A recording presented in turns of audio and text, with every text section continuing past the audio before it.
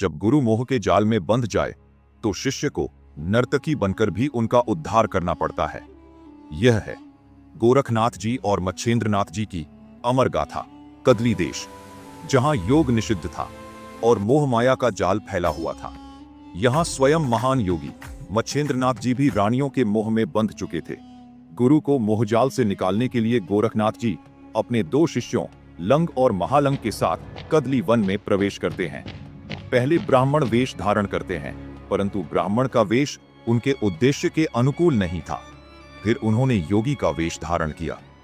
कदली देश के एक सरोवर के तट पर वकुल वृक्ष के नीचे उन्होंने आसन लगाया।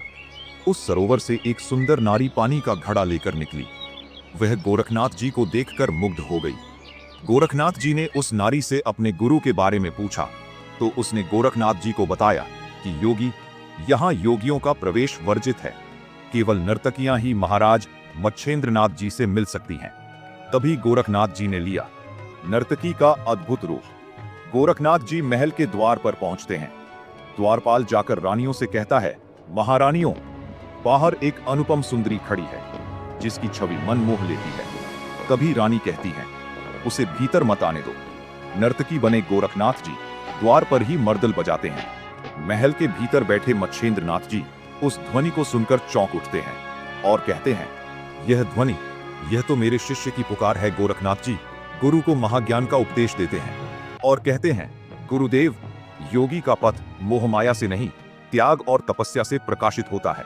जागिए, अपने तत्व को पहचानिए। रानियों ने मोह का अंतिम जाल अब पुत्र के रूप में बिछाया। रानियां अपने पुत्र बिंदुनाथ को लेकर रोने लगती हैं। मच्छेंद्रनाथ विचलित होते हैं। गोरखनाथ जी बिंदुनाथ को मृत बनाते हैं, फिर जीवित करते हैं और कहते हैं, गुरुदेव, इस संसार में कोई अमर नहीं, अमर है तो केवल सत्य और योग का मार्ग। षड्यंत्र रचती कदली नारियों को गोरखनाथ जी श्राप देकर चमगादड़ बना देते हैं। गोरखनाथ जी, मच्छेंद्रनाथ जी और बिंदुनाथ को लेकर अपने देश विजयनगर लौट जाते हैं। जब मोह का जाल गुरु को बांध ले, तब शिष्य को अपने रूप, अपनी तपस्या और अपने त्याग से उनका उद्धार करना पड़ता है। यही है गोरखनाथ जी की दिव्य कथा।